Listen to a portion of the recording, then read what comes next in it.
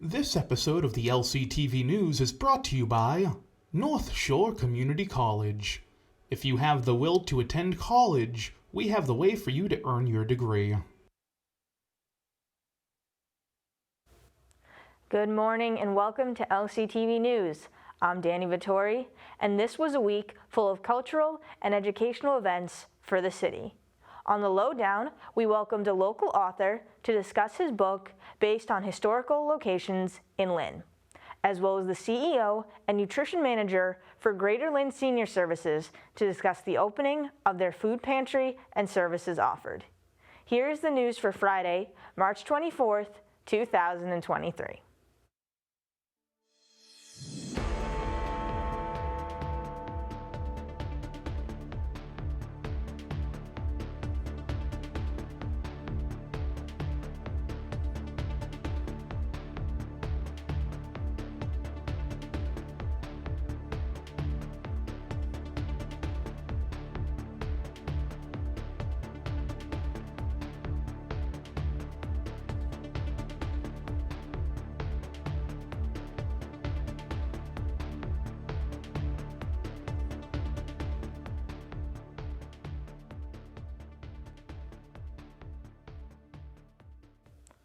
As part of an attempt to bring resources closer to Guatemalan residents in the city, the Consul General of Guatemala visited Lynn on the 18th and 19th.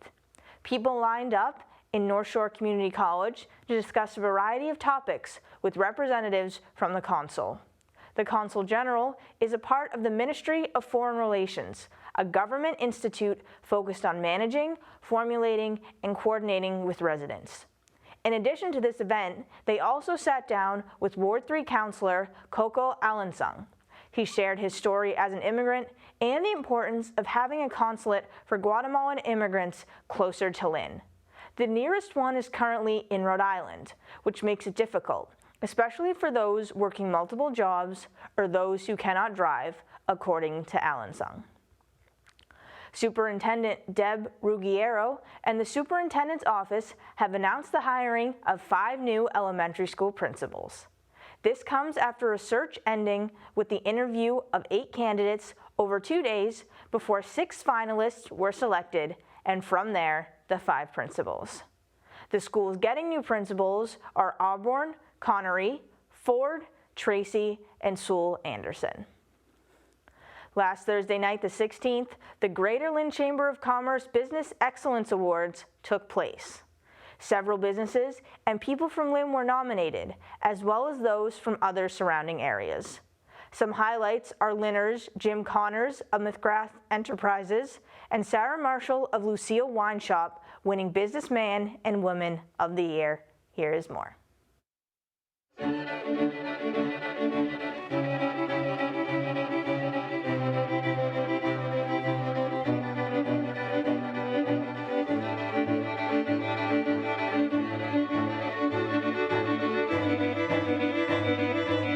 Tonight is our annual meetings and business awards event. This is the night where we have our annual meeting responsibilities where we nominate the new board members and the new officers of the board, but it's mostly about celebrating the business community and all the work that they've all done during this past year. It is important for us to stick together and take advantage of our members' businesses. We can help each other to be successful and grow. The more you know about your fellow members, the more we can promote each other. We recognize small businesses, large businesses. The businesses themselves even nominate employees to be recognized. And then we also have some pride awards that we announce for the towns that we represent of Lynn, Lynnfield, Nahant, Saugus, and Swampscott. We have an amazing team, Christine, Corey, Jacqueline. They've been working for months to get all the details and everything else put together. There's happiness, there's joy, there's business networking. I've collected several business cards myself already, and I see more being passed around. And that's what these events are for, is to really engage with the business community and allowing them to connect with each other and help each other raise up their own businesses and the entire community at large.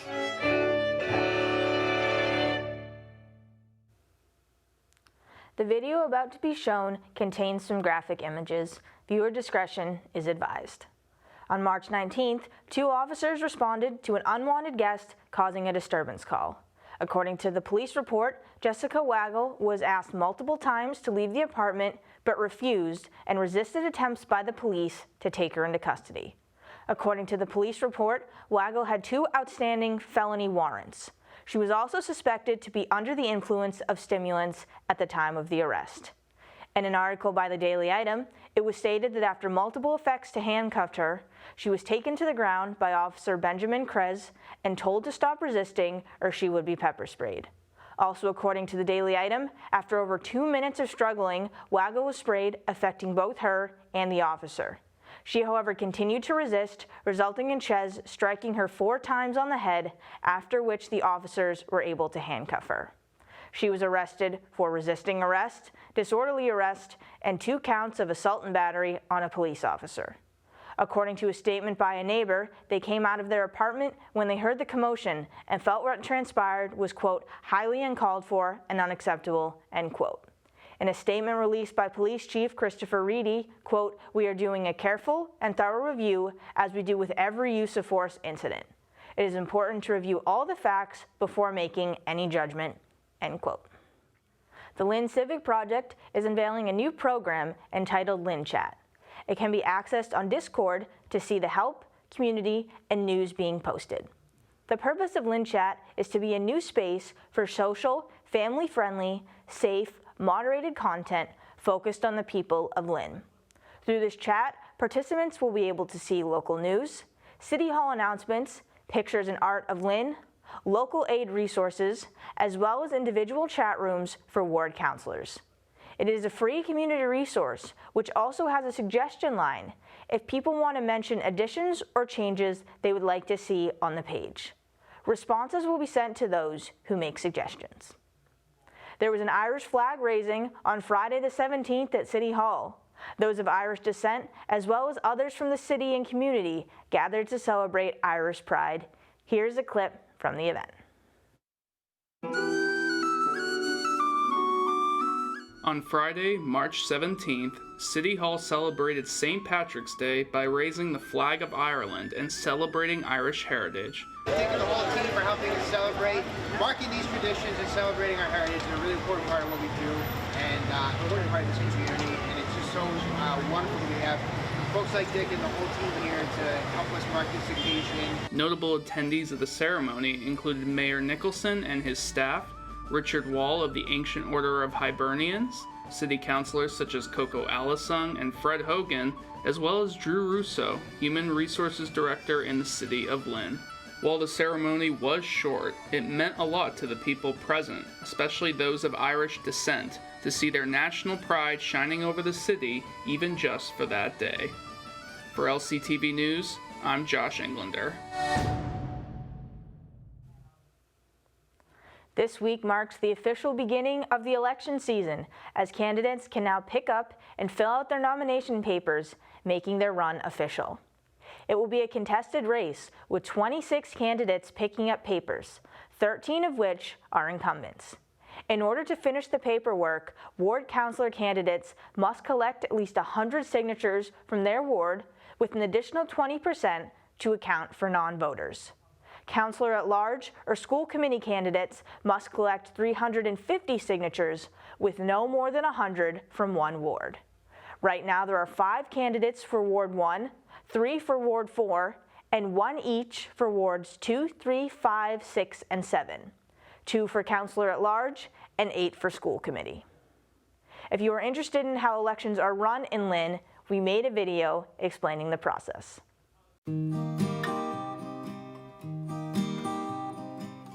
Every other year, the voters of Lynn choose members of the City Council and School Committee, and every 4 years vote for mayor. Lynn is divided into 7 wards. Each one gets a councilor specific to that ward. There are also 4 at-large councilors responsible for the whole city. These councilors are responsible for helping Lynn residents by connecting them to resources, services, and city departments. They also vote on laws, the city budget, and more at city council meetings. On the school committee, there are 6 members elected who work with the mayor in all matters pertaining to the Lynn public school system. This includes picking the superintendent, creating policies for students and teachers, and more. After the preliminary election, multiple candidates may be eliminated. Only up to 2 candidates for each ward, 8 at-large candidates, 12 school committee candidates, and 2 mayoral candidates may advance to the final election.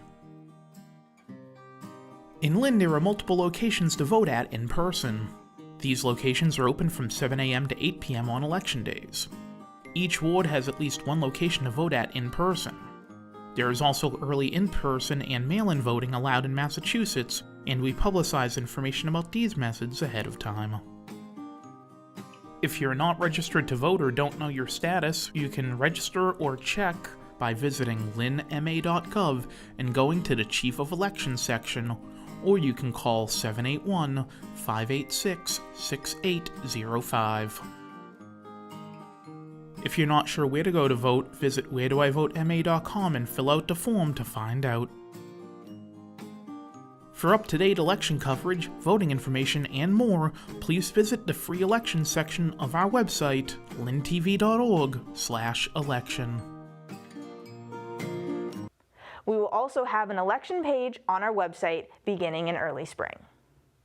Sunday the 19th, the Real program hosted their annual Little Library Crawl in an effort to bring books to children who may otherwise have trouble accessing them. Here is more.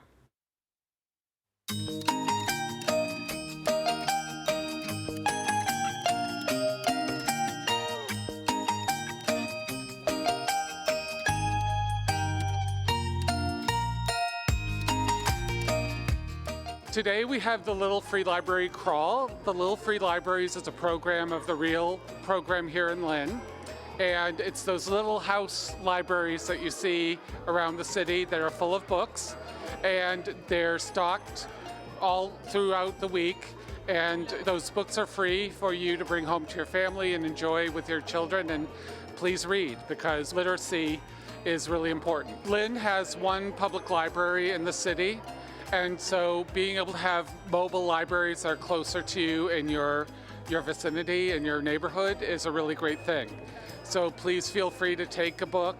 Some people leave books as well. Once they've read a book, they sometimes bring a book back, but that's not necessary if you want to keep your books. If you do have books to donate, especially children's books, please do so.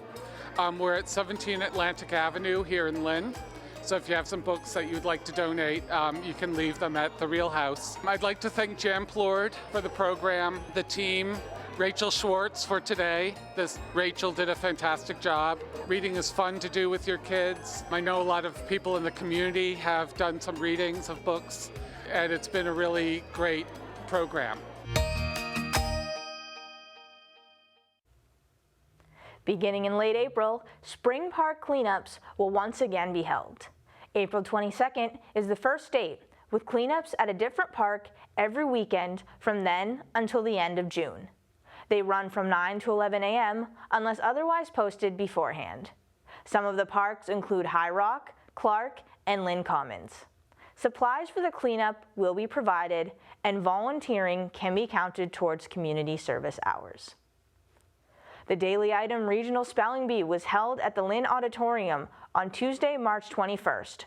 33 contestants from all over the state participated, with the contest going for 13 rounds before 4th grader Adarsh Venkanari of Gates Elementary won by correctly spelling adversarial.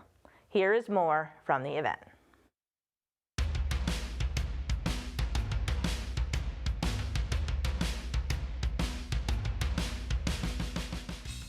Welcome to the 95th edition of the Scripps National Spelling Bee and the Eastern Massachusetts Regional Finals.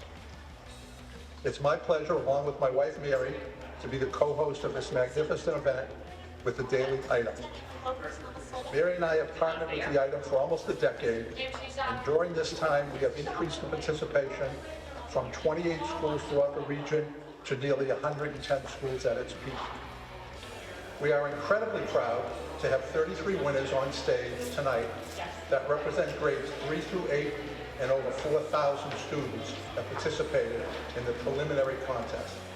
Spellers, I really just want to wish you the best of luck. These are such great opportunities for you to showcase your skills. It takes a lot of hard work to get here, and so you should also enjoy the moment. These are such great opportunities to be able to practice that hard work, practice that performance, feel that thrill of competition, and also make some new friends. I mean, I think that's one of the really exciting things about these competitions. You meet people from other schools, maybe have similar interests, and you'll learn that you can compete your hardest to advance and also meet some new people that you have a lot in common with. The Scripps motto is, if we give them light, the people will find their way. And the students who continue to read and focus on pursuing their academic and personal dreams will surely find their way. And to our scholars, I wish you the best of luck tonight, but please remember, the most important thing to remember is you are already a winner by being up here. It took a lot for you to be in the seat here. And so walk away tonight knowing that you are already a winner and a fabulous scholar in our city. And we look forward to seeing what you succeed in your future. So let's take a moment to recognize and appreciate the determination of our spellers and their very supportive families and teachers who worked diligently these past few months to study and prepare for this competition. Soliyarn, a textile manufacturing company currently based in Boston, is moving to 23 Farrar Street in Lynn. The 18,000 square foot building, which has been vacant for 2 years, is being purchased by an affiliate of the company and will be used as their new headquarters and production factory. It will produce 84 full-time jobs and 10 part-time jobs for the city in the next 3 years. This purchase was made possible by a $3.3 million tax-exempt bond issued by Mass Development, and according to their president and CEO, quote, "This project will bring an innovative textile company and quality manufacturing jobs to the gateway city of Lynn," end quote. Soliyarn was first created back in 2018, and unlike traditional textiles, their coatings are made with biodegradable materials and biological sources. 300 students from elementary to high school got the opportunity to display their artwork at Lynn Arts on Wednesday and Thursday of this week. From painting to sculpting to drawing, people came in droves to see their work. Take a look.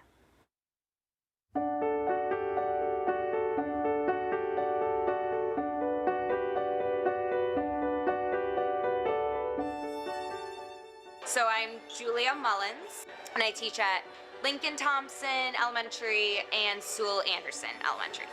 So we were instructed to have 7 works of art per school. So since I'm at 2 schools, I have 14 works of art in the show. This is my first in-person art show with Lynn. I started working with Lynn in 2019.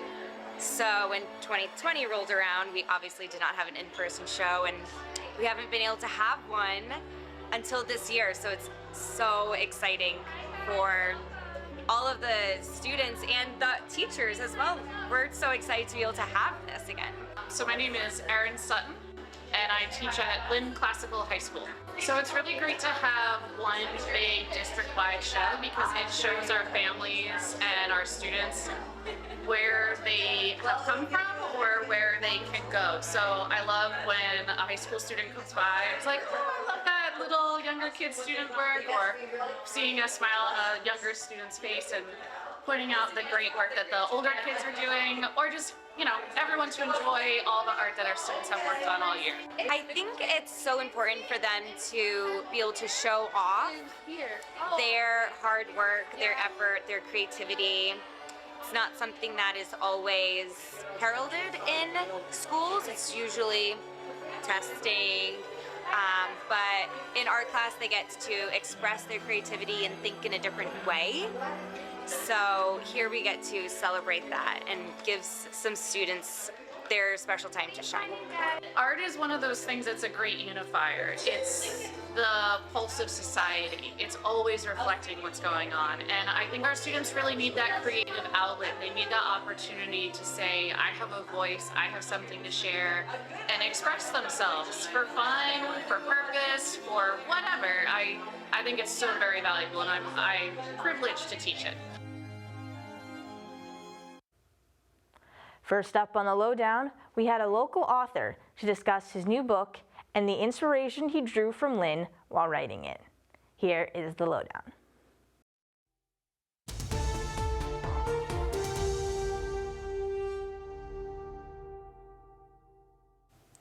Good afternoon and welcome back to the Lynn Lowdown. I'm Dani Vittori, and today we have on Benji Wozniak, the author of Hodge Podge. Thank you, glad to be on.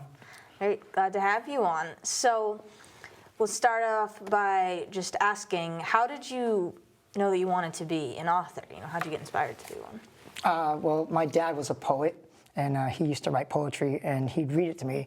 And I kind of started picking up poetry as a kid, and then in high school and junior high, I was writing poems for people so they could give their girlfriend, boyfriend, and significant other. So it was a fun time. And the book that we're going to be discussing, Hodge Podge, how long has it taken you to write it? About 15 years. Okay. It's been like bits and pieces here and there over the years, short stories, poems, and I just had it in a folder, and I never really did anything with it. And someone said, you should put it into book form. Some of the short stories and poems are interesting. So I finally got up enough courage to do it. So. Yes. Well, we are very glad that you did. I got to read some of it, and I like it. It's very interesting. Thank you. And one of the things you mentioned was the cover art, actually, which another Lynner did as well. Yes, Jamie Aylwin, he's from Lynn, Aylwin Arts. He did the cover art, and him and his girlfriend Allie did the editing inside the book. They did all misspellings or anything and corrected it, formatted it for the different styles of ebook, hardcover, softcover. So they did a lot for me. You said editing is important. Yes, it is. It's easy to throw stuff down on paper, but to make sure all the things are right, formatted is something I was not capable of doing. And I saw, kind of looking at it's a mix of sort of first and third person stories. Some of them it's the writer or the person saying I. Other times it's more of third person. So how did? So it's kind of funny. A lot of these stories are because friends of mine would say, you like to write? And I was like, yes. And they were like, well, can you make a story about a person with asthma that wants to be a serial killer, or a relationship, or the church inside of Pine Grove Cemetery? I was like, yeah, sure. So I just decided how I wanted to write those different styles. So. Yes, it's a whole mix. And one of the big things in your book is how much of Lynn is mentioned. Yes. Goldfish Pond, Union Street, Dungeon Rock. You really focus on the history of Lynn. Yeah. I grew up in Lynn. I'm a Lynner, so of course I'm on your show. And I think Lynn doesn't get the representation it deserves for the history that it has. It has such rich history, but people don't focus on the history. They tend to focus on the negatives, and it's not fair. So if they actually looked into Lynn's history, they'd be really entranced by it. High Rock Tower, Dungeon Rock, Egg Rock. There's so much out there. Mm-hmm. Yeah. And you mentioned before that you used to go to Dungeon Rock when you were in elementary school. Yes, Cobbett Elementary. One of my first field trips would be going to Dungeon Rock, and they'd tell us about the history, but there was these little rocks called the lemon squeeze, we used to call it, and we tried to squeeze through it as kids. Couldn't do it now, wasn't too many donuts, but back then we could, but it was a lot of fun. And then we learned a little bit about the history, not much, and then later on in life I wanted to know more about it, so I dug into it, and about the pirates and the hidden treasure, and how it caved in, and I thought it was always fascinating. Mm. Yeah. So I will ask, because I'm curious about this, you're using history, real Lynn history, but then you also have fictional stories, so how do you kind of combine that? Well, it's kind of strange because I wrote this to be a continuation, to make more of a story. I want to make a bigger book, an alternate history. If you read it, it's got fantasy, dragons, elves, vampires, and it's kind of strange because the way I did it, I tied Dungeon Rock into Stone Tower, Iron Tower, and it actually it all fit together, you know, because the hill that I believe Stone Tower is on is named after the same hill, or it was named after, they changed it, but it was the same hill that Moses was on, and so it all tied together. It was really, really, really interesting, and I didn't even know that until I actually started putting the book together. I was like, wait a minute, this actually does tie together, so it was pretty cool. This actually makes sense. This works. Yeah, I was like, it actually works, so it was a lot of fun. That's always fun to figure out. As you said, Lynn it's a large city, there's a lot of places, so how did you sort of pick, I guess, which places to use? Just randomly.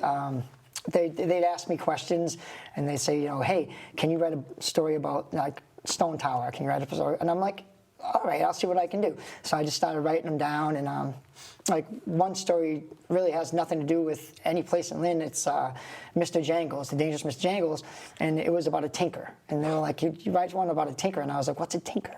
And I had to look it up to find out what a tinker was, and then I was like, oh, okay, I can do this. So I made it into a ghost story, and I used Lynn as its backdrop, and you know, it was a lot of fun to like just use your creative mind, you know, and it was just great. It's always fun when someone asks you and you go, hold on, what is this first? Yeah. And then I'll do it. Yeah, I didn't know. I was like, what? I don't know what that is, you know? And it's just, for me, like writing, a lot of the times I didn't have the courage to want people to see it. You know, I think that's what a lot of writers, they write stuff and they're like, no one's going to like this. And, you know, they get afraid that they're not going to put the stuff out there.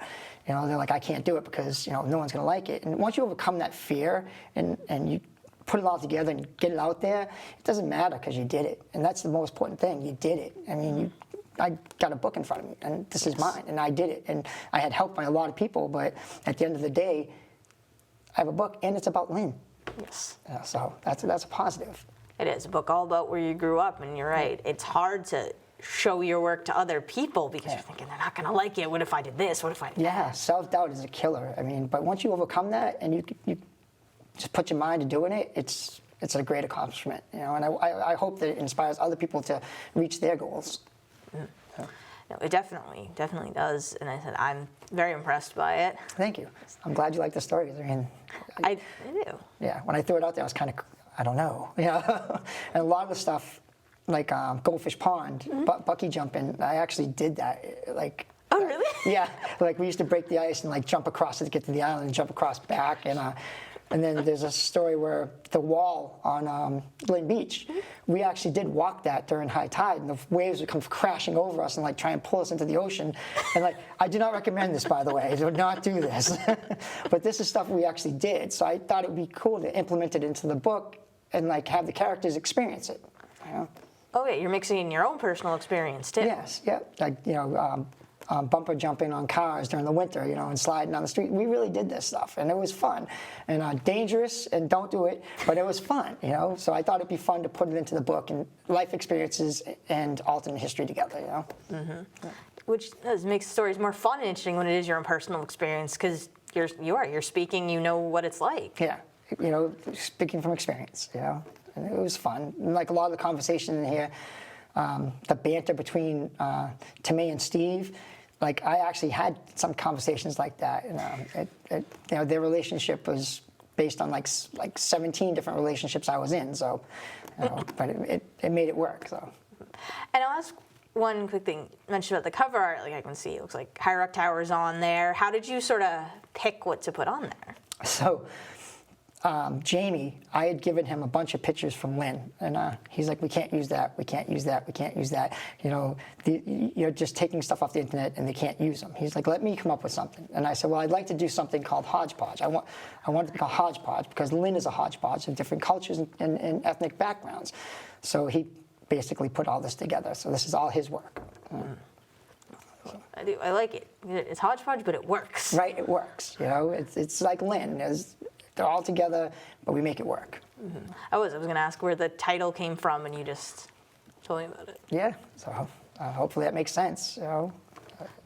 No, it does. The combining of all the different short stories, you said they work, though. Yeah, and the poems, and like I said, there's 4 stories in there that I'm using to make a bigger story. Like I want to build an actual novel. I'm thinking of doing like a 3-book series, and so buy the book, and then you'll learn about like what I'm talking about, and then you'll see the world I'm trying to create. So, I will ask, how did you choose the order of the stories in the poems? Like, is there a specific order? I kind of went by what I liked, like the stories I liked the best. I was like, I like this story better. So I was like, I'll put this here. And I was like, I like this one too. And like, that's how I kind of did it. It was like what I liked. And then with the poems, I basically put them together as like, I looked at what, like, some of them were about like Christmas, some of them about, Salem, Revere, Lynn. So I just put all those together. The color poems I put all together. And it was just basically like looking at it and going, all right, I kind of want that there. I kind of want that there. This looks good here. And then, I went with Jamie, and I'm like, what do you think? What do you think about this order? And he's like, oh, I like that. So I was like, all right, well, this is what we'll do, and we'll move forward. So you said so many of your stories are collaborative. You had people come up to you and say, hey, can you write this? Can you do that? Yeah, it was a lot of fun. Like my friends, they would sit there and be like, he really did it, and they're like, and it's not bad. And I'm like, it's not bad. And they're like, no, it's really good. And I'm like, not bad or really good? I'm like, be more specific. And they're like, no, it's really good. So it was fun. And then, like I said, I had them in a folder, and I was like, and my friends were like, you need to put that into a book form, and then, publish it. And I was like, okay, and I did. Yes, you did. You made it, and you have the book sitting right in front of you. Yeah, and I have another book that I wrote, but I totally forgot about, and I had it in a closet, and like I pulled it out, and I'm like, what's this? And it's actually another book. So I'm like, oh, this is great. So I have to go through that and type it up and get everything done with that. So that was fun. So. That's always fun when you just discover. Yeah, because I mean, you get so busy in life that you forget about stuff, and you write stuff and you're like, oh, okay, and you put it away, and then years later you pull stuff. What's this? I'm like, oh wait, I actually wrote this, and it was when I was a kid. So. It's not interesting to read it myself and go through it and see if what I can fix and make it better, and then get that out there too, which is also about Lynn. So it's very Lynn-centric, which is great. Yeah, there's so much history here. Oh yeah, so many stories. Oh yeah, and like I really hope people, like other people from Lynn, do what I did. Like make your own story, and use Lynn, use your backdrop, use what you know. Rappers write songs about the way they're from. Poets write poems about where they're from. So just, do what you do. Definitely. And I want to thank you again for coming on to talk about your book. Oh, thank you. I appreciate you having me on. It's very honorable for me to be here. And congratulations again on getting a book published. Thank you. Much appreciated. Very welcome. And once again, I'm Dani Vittori. This has been the Lynn Lowdown, and we will see you next week with more guests.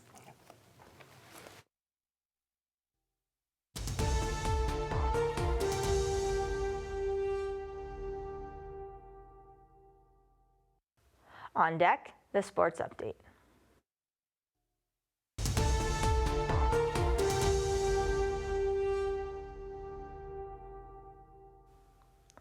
With the final score of 76-71, St. Mary's boys basketball ran out of time against Archbishop Williams in the Division III state championship.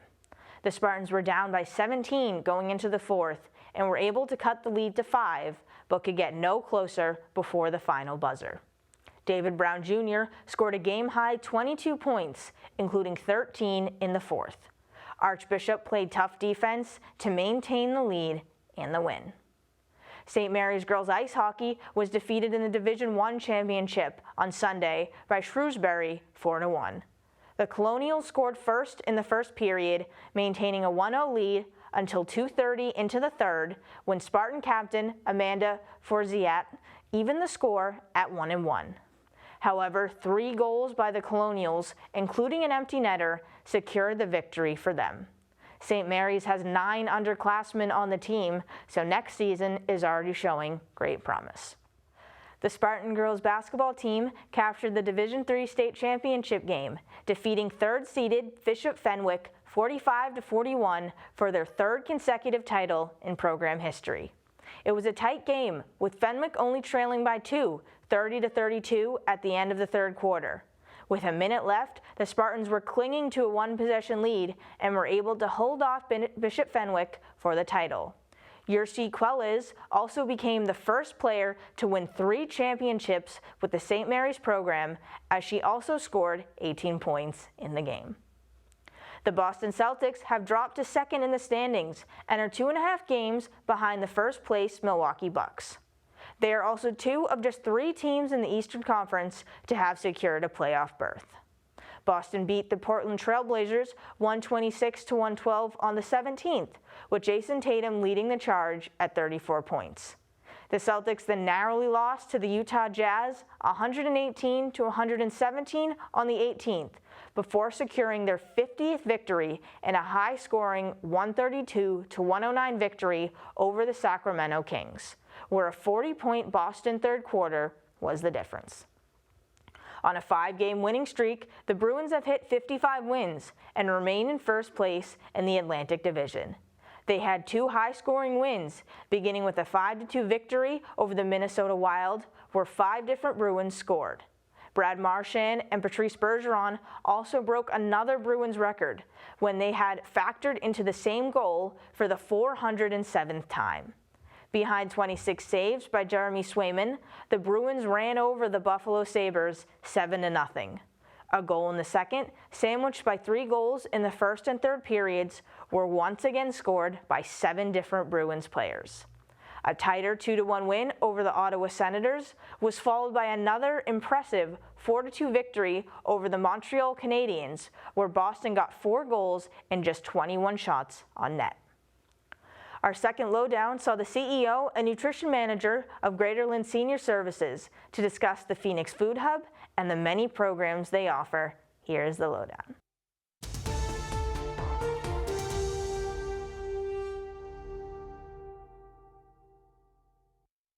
Hello and welcome back to the Lynn Lowdown. I'm Dani Vittori, and today we have on 2 guests from the Greater Lynn Senior Services, their CEO and the nutrition manager. Thanks for coming on the show. Happy to be here. Pleasure to be here.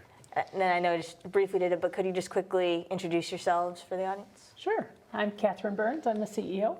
And I'm Nick Anander, the nutrition program manager.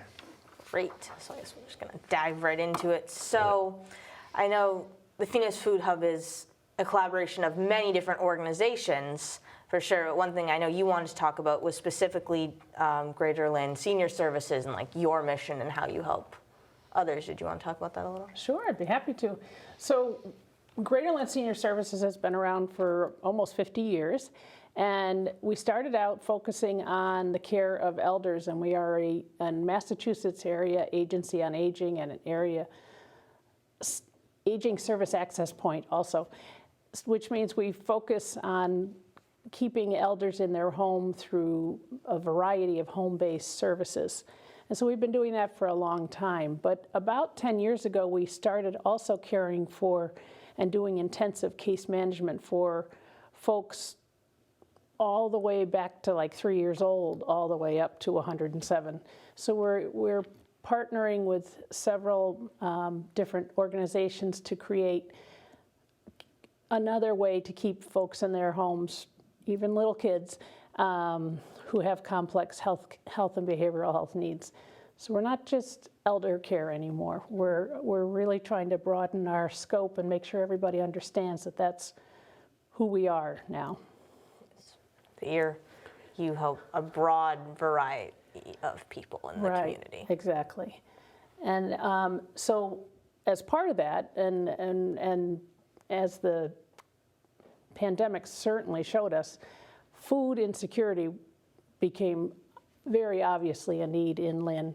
We were on calls, at least once a week during the first year of COVID with other partners in the city, and I would hear over and over again, well, we, ex-agency that doesn't do food provision, had to find 800 meals today and that sort of thing. So people who weren't doing food work already were having to do it because of the pandemic.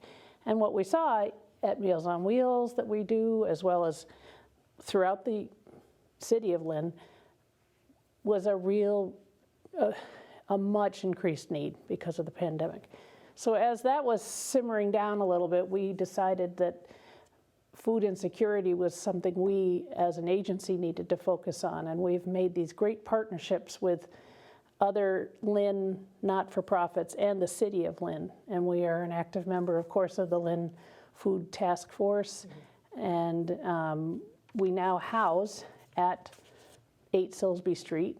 We have a food pantry run by Catholic Charities, and we have a whole group of services that we are providing in the other pieces of that first floor. Yes, I remember that because it opened back in December. Yeah, December. I remember I was there for that ribbon cutting. That was a great. Good. That was a great event. That's right. By the way, yes. I remember. And I'll ask you, Nick, you're the nutrition manager, so that feels like food insecurity would be a big piece of your job. Absolutely. As Kathy mentioned, Meals on Wheels became massive during the COVID outbreak and the pandemic. We skyrocketed to over 1,000 meals a day doing just Meals on Wheels, and that just kind of showed the broader scope of how food insecurity was affecting the city of Lynn and the outer cities like Saugus, Swampscott, and Nahant, and Linfield as well, because we do Meals on Wheels out there. So it just showed that this was a need for the city that we absolutely needed to get going, and I think once it started, it showed that there are numerous possibilities with the first floor of Phoenix Food Hub and what we can do. And we've already started some programs. For instance, we have the Food Project, who's a Lynn program, hosting winter farmers markets in the space already, the first and third Saturdays of each winter month. So that's been a great success, as well as the Brown Bag Program, which is a mobile market hosted by the Greater Boston Food Bank. That happens every third Friday at 8 Silsby Street through the Phoenix Food Hub. So it's a healthy bag of groceries delivered to you would come and pick it up, any consumer would come and pick it up at 8 Silsby Street between 9 and 11 on the third Friday of each month, and it's just non-perishable food items that you'd be able to pick up. So that's just some of the programs that we're doing at the Phoenix Food Hub already, and that just started. So a lot of options coming up in the queue. Oh, you definitely did. Sorry. Yeah. You go. And we through the gracious and generous funding of Mass General Brigham, we've created a handicap accessible, fully handicap accessible teaching kitchen there, and we're about to have some groups come to do some teaching at the center. So that's through. Many different programs already have expressed interest in using our teaching kitchen, whether it's teaching young college girls who are going to college for the first time and don't know how to cook for themselves, or elders that need to learn how to cook for themselves by shopping both cheap and healthily. It's just little different programs here and there that different programs are going to try to utilize our teaching kitchen for the betterment of a lot of different programs out there. Right. I think New Americans group is coming. The New American Center, the Food Project, as well as hopefully we can do some demonstrations with Catholic Charities, who already operates the food pantry there. We could do demonstrations on how to shop there and then cook it right next door at the teaching kitchen. Right. So it's such a nice collaborative space because the food pantry's right there. People can go in there and come back out and then learn to cook it. We also are already partnering with Lynn Community Health Center and our nutritionist, who we're doing when folks present at the health center as food insecure, when they're seeing their primary care physician, with their permission, they're referred over to us, and our nutritionist meets with them and helps them talk through what insecurity is for them and how we can help with that. And some of it is just, well, let's walk across the hall here and go to the pantry, and let's walk through here and figure out what we can get for you that'll help. So these collaborations are just the cornerstone of what we're doing, and we're so grateful for all the enthusiastic partnerships that we've created. And it's great to have such collaborations because they are all interconnected, like health, food insecurity, being able to both buy and cook healthy foods. It ties directly into your health and how well you can live. Oh, yeah. There's a program, Food is Medicine, and this just shows how important that is. Yep. And we're also soon going to be collaborating with Mass General and their experts on a food and thought program also, where our nutritionists and our navigators in the center will help folks who may have some behavioral health issues that, oddly enough, or maybe this is news to you, but sometimes food contributes to your behavioral health. And actually a lot of times it does. And this new way of thinking about that will help some of our folks when they get connected to that service as well. The sky is really the limit about what we're going to be able to do there. And we do feel like food is one of the foundations. Food, housing, support of just general support, human support, are really the basis of how we do our job at Greater Lynn Senior Services. Definitely. And you said COVID sort of exacerbated it, I guess, but it was showing issues that were already there, and now you're getting to collaborate and create programs that address those issues. Exactly. Correct. It really brought it to the forefront, and that just showed how important it was to start fighting the food insecurity within Lynn, as well as the surrounding cities. Right. It's interesting. Mass General, for example, has truly become a community-facing organization now, and really trying to support agencies in the community to do that kind of work and collaborate with them to do that, and we're very grateful for that. And also through Mass General, we have every Friday now a vaccine bus coming to the food hub. So it'll be there offering vaccines, boosters, as well as blood pressure screenings and flu shots as well. And masks and tests and anything else you need. It's right in the parking lot when we are open on Friday mornings. So easy to come and see. It is. It's all kind of right in one place, like you said. Exactly. Could go. One-stop shop, one-stop nutrition shop. There you go. That's right. You come there to get food, teaching kitchen, and then any vaccines or screenings they may need. Exactly. Absolutely. Yep. So I know I said one quick question before we wrap up. You said you're talking about so many of these amazing programs, and as they're growing, and as you're looking towards the future, what would you say your goal is kind of for this next year when you're thinking about it?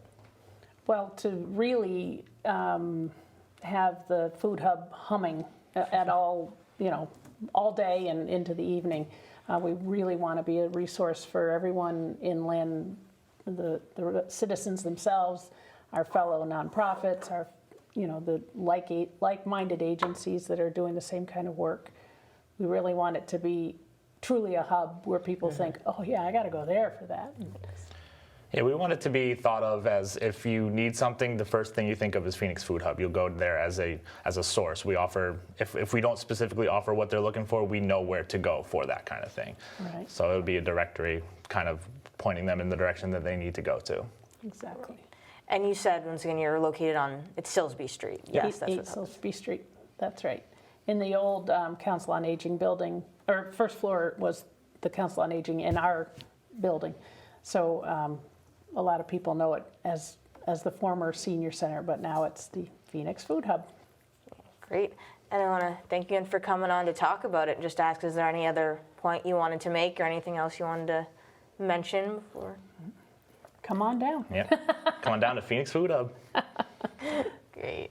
And again, thank you so much. And once again, this has been the Lynn Lowdown. I'm Dani Vittori, and we will see you next week with more guests.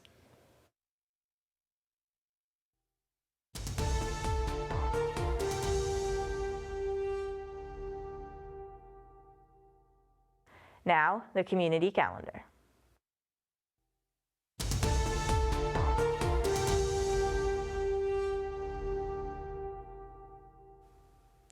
On April 2nd, there are multiple events happening, beginning with the Concerned Citizens of Lynn Indoor Craft and Vendor Fair, taking place at North Shore Shabbat, 151 Ocean Street, from 11 a.m. to 4 p.m. There will be local vendors, raffle baskets, and resource tables. Later on the 2nd is the opening night of the Greater Lynn Photographic Association Members Exhibit. Taking place at the Demarcus YMCA, those from the community can come by to see the work completed by members of the GLPA. Allegra Goodman, a New York Times bestselling author, will be at North Shore Community College on Monday, April 3rd, beginning at 11 a.m. She will be reading from her new book, Sam, as well as hosting a book signing. This is a free event and open to the public. For more information on these events and others listed on our community calendar, go to lyntv.org. That brings us to the end of this week's news. Follow at Lynn Community Television to learn more about what is happening in Lynn. Also, visit lyntv.org for news, videos on demand, and press releases. And go to Lynn Community Television on YouTube for our shows, interviews, and promos. I'm Dani Vittori. This is LCTV News, and we will see you next week.